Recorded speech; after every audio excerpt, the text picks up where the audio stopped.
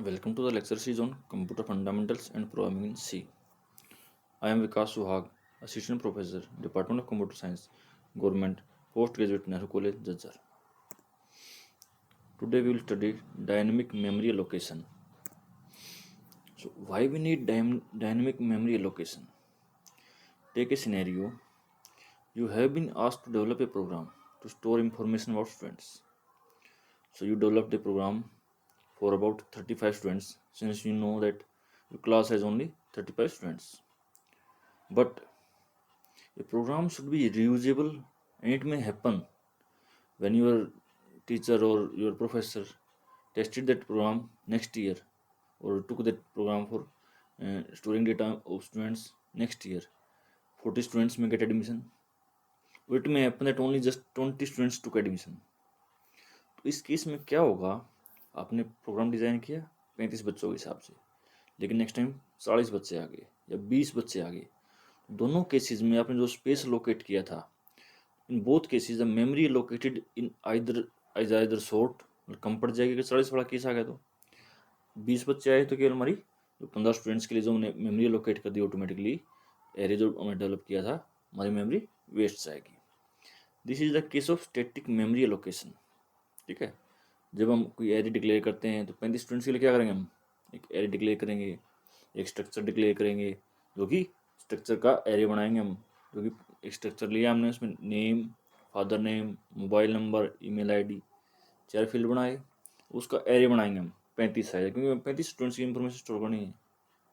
तो क्या हुआ, 40 बच्चे आ गए तो हमारे पास मेमोरी शॉर्ट है. तो आप मेमोरी ऑटोमेटिकली कर सकते हो, वो काम कर देगा आपका कंपाइलर. आपने 35 के लिए मांगा, 35 के लिए हमारे जो कंपाइलर ने ऑटोमेटिकली मेमोरी रिजर्व कर दी और आपका प्रोग्राम स्मूथली चलेगा. लेकिन जैसे आप 40 स्टूडेंट्स का डेटा उसमें डालोगे तो दैट इज़ नॉट पॉसिबल. हाँ, 20 का डालोगे दैट इज़ पॉसिबल, बट उस केस में क्या होगा, आपके कंपाइलर ने 35 बच्चों के लिए स्पेस रिजर्व कर दिया आपकी मेमोरी में, लेकिन आप यूज़ कितना कर रहे हो, केवल 20 का, तो आपकी मेमोरी जाएगी वेस्ट. ठीक है, तो अब देखते हैं डायनेमिक मेमोरी लोकेशन से हम इन चीज़ों को कैसे हैंडल करेंगे. तो क्या क्या तरीके हैं डायनेमिक मेमोरी लोकेशन में, मेमोरी को डायनेमिकली कैसे एलोकेट करेंगे हम. ठीक है,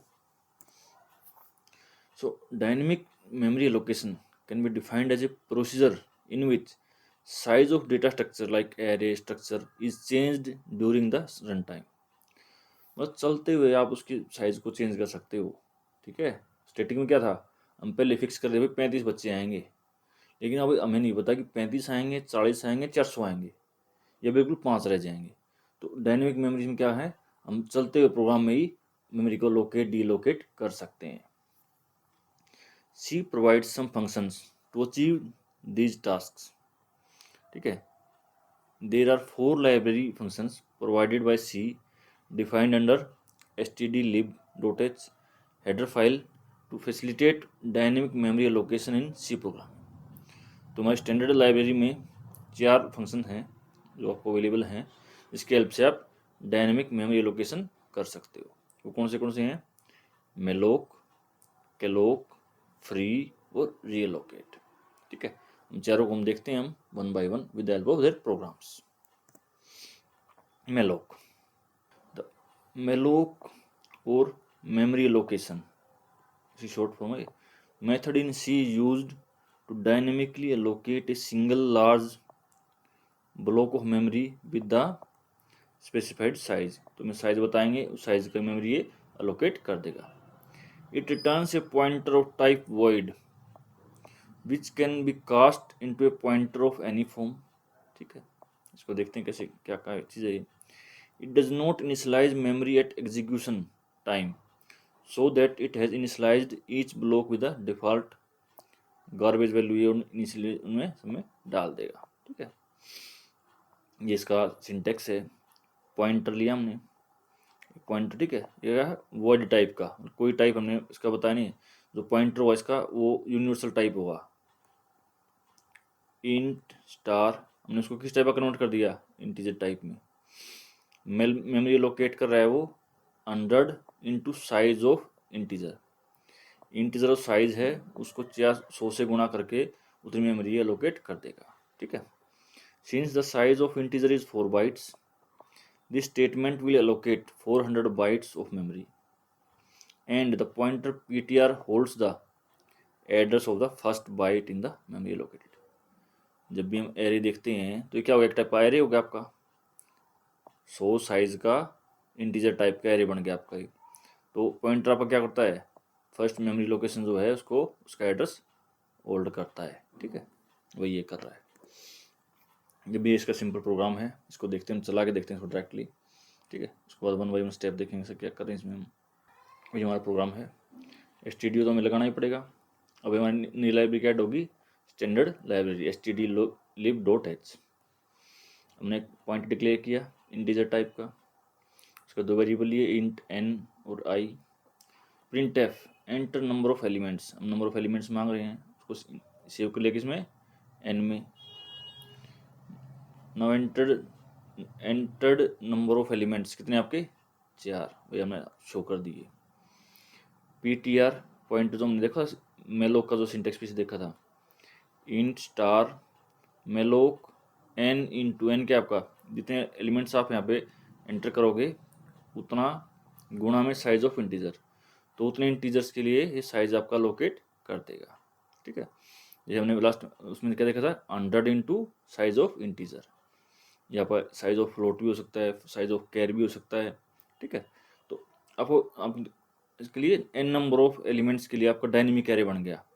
आपको पता नहीं शुरू में कि जितने आपको स्टूडेंट्स चाहिए उतना आप डेटा ऐड कर सकते हो इसमें अब, ठीक है।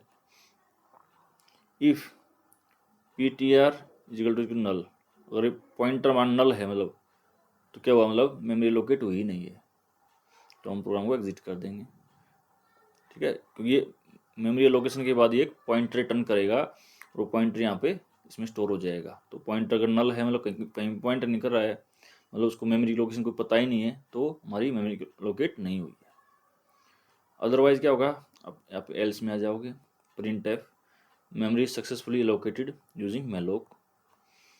उसके बाद हम क्या कर रहे हैं, सभी जो जितने नंबर ऑफ एलिमेंट्स आपके आपने यहाँ पे साइज दिया था उतने एलिमेंट्स बाय डिफ़ॉल्ट इसमें इंसर्ट कर रहे हैं, वैल्यू असाइन कर रहे हैं पॉइंटर्स पे। For I is equal to 0, I less than n, I plus plus या प्लस प्लस आई। पॉइंटर की पहली लोकेशन 0 लोकेशन पे आएगा पहले, तो मतलब एरे आपका एक, ठीक है, इस टाइप में।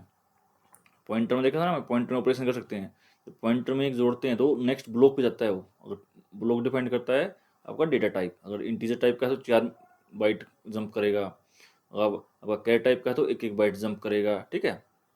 तो उस हिसाब से क्या करेगा, एक एक ब्लॉक में एक एक वैल्यू देता जाएगा। वैल्यू क्या होगी, आई की वैल्यू 0 है, पहले में 1 2 3 जितने आपके एलिमेंट्स हैं उनको वैल्यू असाइन कर दिया केवल सिंपली। उसके बाद हम क्या कर रहे हैं, उस एरे को पॉइंटर के हेल्प से प्रिंट कर रहे हैं, दैट्स ऑल। हमने मेमोरी एलोकेट की, उसमें वैल्यूज इंसर्ट की और उस पॉइंटर को के हेल्प से उसको वापस रिट्रीव कर रहे हैं। इसको पहले करते हैं कंपाइल, करते हैं रन। नंबर ऑफ एलिमेंट्स हमने डाल दे 6, तो इसमें क्या किया, 6 नंबर एलिमेंट्स एंटर्ड हुए, मेमोरी एलोकेटेड सक्सेसफुली। उसके बाद 1 2 3 4 5 6 इसने प्रिंट कर दिए। इसको मिले कहाँ से थे, यहाँ पे हमने वैल्यूज़ दी थी, 5 6 1 2 3 4, ठीक है, सारी यहाँ पे हमने सारी वो प्रिंट कर दी। इसको हम कर देंगे, हमें सीक्वेंस 10 से स्टार्ट करनी है, तो क्या करेगा ये, हम करते हैं कंपाइल एंड रन। 4 एलिमेंट्स चाहिए हमें, तो 10 11 12 13 कर दी इसने, ठीक है। तो कोई भी वैल्यू हम क्या करें, 4 साइज का हमारा एरे था, उसमें 4 वैल्यू हमने असाइन कर दी और 4 को प्रिंट कर दिया। That was our malloc function for dynamic memory allocation. Next we have calloc. ये क्या है, मेमोरी एलोकेशन करता है, कैसे, केलोक और contiguous allocation method in C is used to dynamically allocate the specified number of blocks of memory of specified type. It is very much similar to malloc but has 2 different points. पहला क्या है, उसमें कहते सारी values को वो garbage default garbage value पे locate करा था, वो इनिशियलाइज करा था। इसमें क्या है, ये सभी डिफ़ॉल्ट वैल्यूज की 0 सेट कर दे जितने भी लोकेट करेगा। इट हैज़ 2 पैरामीटर्स और arguments as compare to malloc। उसमें हमारे पास एक आर्गूमेंट था कहाँ पे, कितना आपको साइज एलोकेट करना है, ठीक है। 100 इंटू आखिर में क्या है, this expression will turn into a single value, तो हमारे सिंगल पैरामीटर लिया था ये फंक्शन, ठीक है। लेकिन इसमें क्या हमारे पास दो पैरामीटर होंगे, एक ये नंबर ऑफ एलिमेंट्स और एक साइज। हमें सेम पॉइंटर देगा, ये भी फ्लोट टाइप का कर रहे हैं हम, kellogg 25 size of float. This statement allocates contiguous space in memory for 25 elements each of size of float, ठीक है। मेन चीज डिफरेंस क्या है, सारे जीरो होंगे और इसमें हम दो पैरामीटर दे रहे हैं, साइज और ना, साइज यहाँ से मिल गया आपको और यहाँ पे आपको नंबर ऑफ एलिमेंट्स मिल गए। तो पीछे क्या था, हम केवल 400 बाइट्स कर रहे हैं, लेकिन इसमें हम वैल्यू डाल दें किसी दूसरे टाइप की, ठीक है। तो इसमें एग्जैक्ट हम पर्पस दे रहे हैं दोनों कि किस टाइप की कितनी वैल्यूज हमें चाहिए, उस हिसाब से ऑटोमेटिकली साइज का आपका अलोकेट कर देगा। उसमें 400 बाइट हुई, इसमें सेम साइज हो सकता है लेकिन इसमें सिंटेक्स थोड़ा डिफरेंट है इसका, ठीक है। ये इसका प्रोग्राम है, इसको चला के देखते हैं एक बार। ये वही पहले आप stdlib यूज़ करोगे, उसका मेन वही पॉइंटर है आपका, चेंज कहाँ पे हुआ केवल ये kellogg function, kellogg n number of element and size of integer, वही इंटीजर वैल्यू दे हम दोबारा, वही मेमोरी एलोकेट हुई नहीं हुई वही तो यहाँ से वैल्यू सेट कर देंगे सभी पॉइंट्स में, यहाँ पे उनको प्रिंट कर देंगे। चला के देखते हैं directly, compile and run.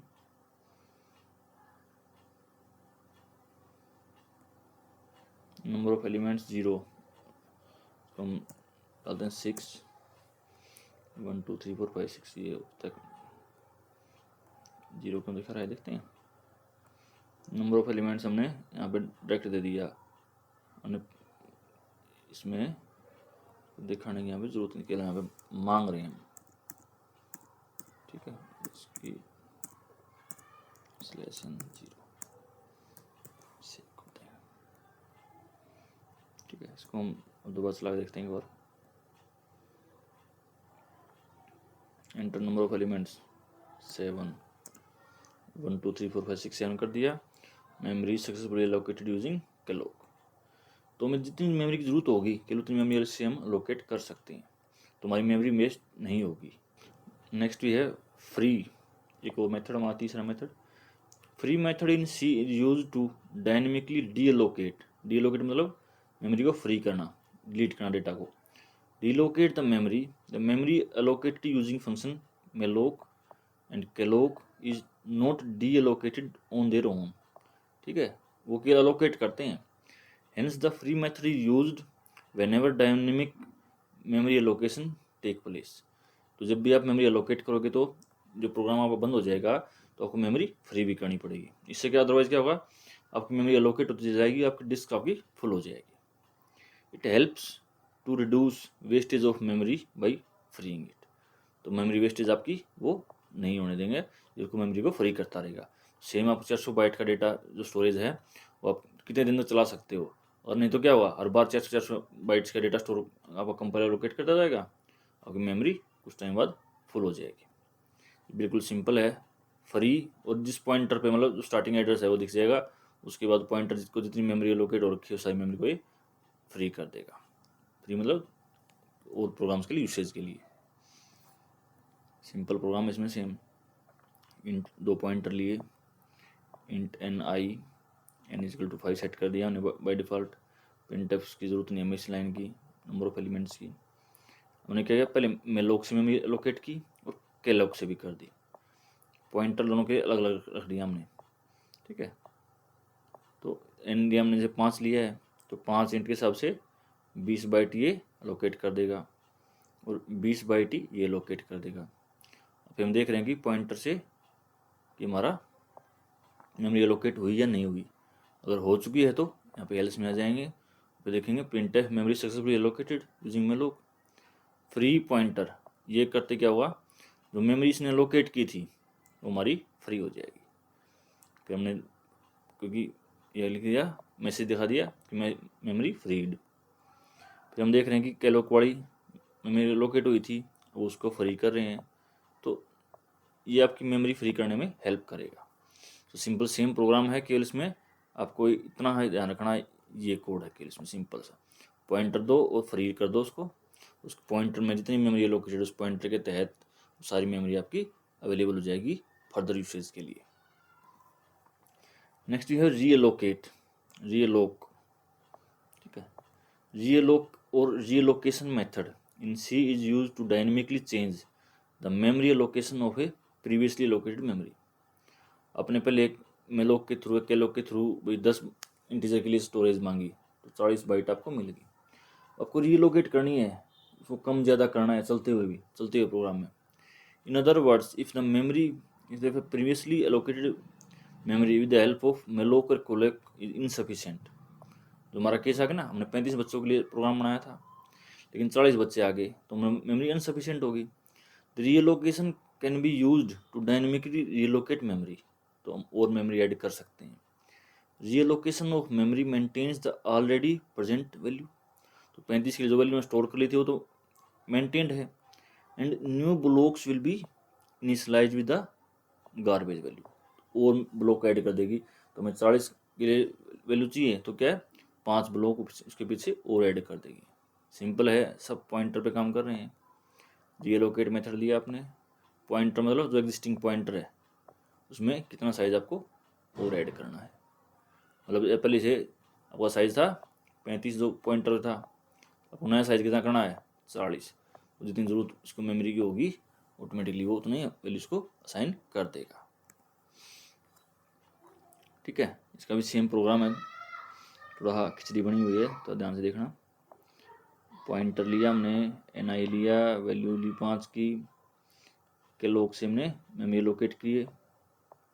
If pointer is null memory not located, otherwise memory successfully located, हमने वैल्यूज दे दिए।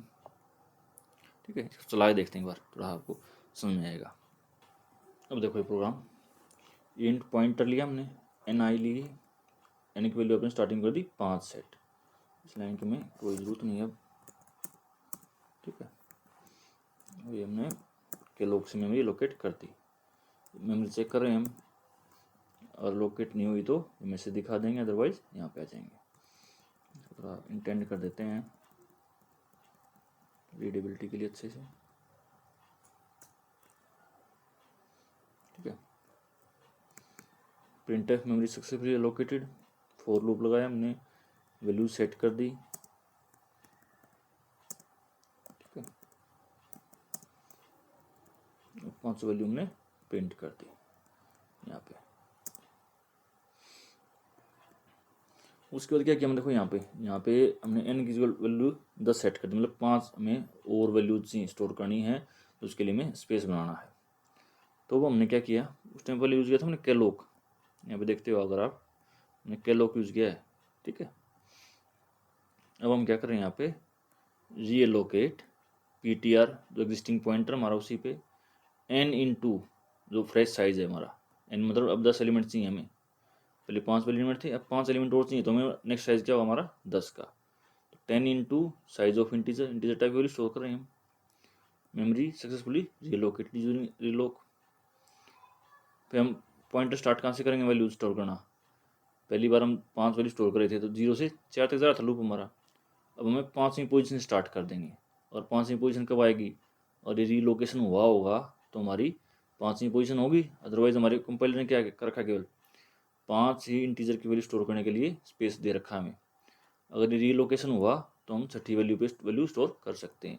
उसका इंडेक्स क्या हुआ, 1 लेस देन एक्चुअल पोजीशन, तो हमारा 5 से स्टार्ट किया हमने और 9 तक जाएगा हमारा। ठीक है, तो 5 वैल्यू हम 1 बाई 1 को वैल्यू दे देंगे, फिर उनको लास्ट में यहाँ पे पूरे को प्रिंट कर देंगे। आखिरी में क्या किया हमने, फ्री कर दिया पूरे पॉइंटर को, मतलब सारी मेमोरी को डीलोकेट कर दिया, और प्रोग्राम हमारा एग्जिट हो जाएगा। चला के देखते हैं एक बार। ये देखो, पहली मेमोरी लोकेट हुई और 5 एलिमेंट्स हमारे स्टोर हो गए। Now enter the new size हमने 10 दे दिया, उसके बाद मेमोरी रीलोकेट हुई और 10 वैल्यू हमारी स्टोर हो गई। तो मैं चलते हुए प्रोग्राम में अभी हमने सारा काम किया, स्टैटिक किया इसमें, तो हम एक स्कैनफ लगा के इसको डायनेमिक कर सकते हैं कि जितनी ज़रूरत पड़ती जाए उतनी वैल्यू हम इसमें रीएलोकेट करते जाएंगे। भाई हमने आज अभी 10 साइज़ हमारा है, हमें साइज़ बढ़ाना है, इसको 12 बच्चे करने हैं, 2 का साइज़ बढ़ाना है, तो रीएलोकेट 12 पॉइंटर, फिर 12 इंटू इंटीजर वैल्यूज़, 12 के लिए साइज़ एलोकेट कर दिया। उसके बाद फिर चाहिए आपको फिर रिपीट करना है, तो इसको आप एक फॉर लूप में लगा दो विद कंडीशन। ठीक है, आप एक काम को कितनी बार बार बार पूछता रहेगा आपसे कि आपको कम करने हैं ज़्यादा करना साइज़, वो आप करते रहो इसमें डायनेमिकली। ठीक है, that was our dynamic memory allocation. तो इसी के साथ हमारी ये यूनिट कंप्लीट हो गई है। So that was our dynamic memory allocation. किसी को डाउट हो यू कैन आस्क।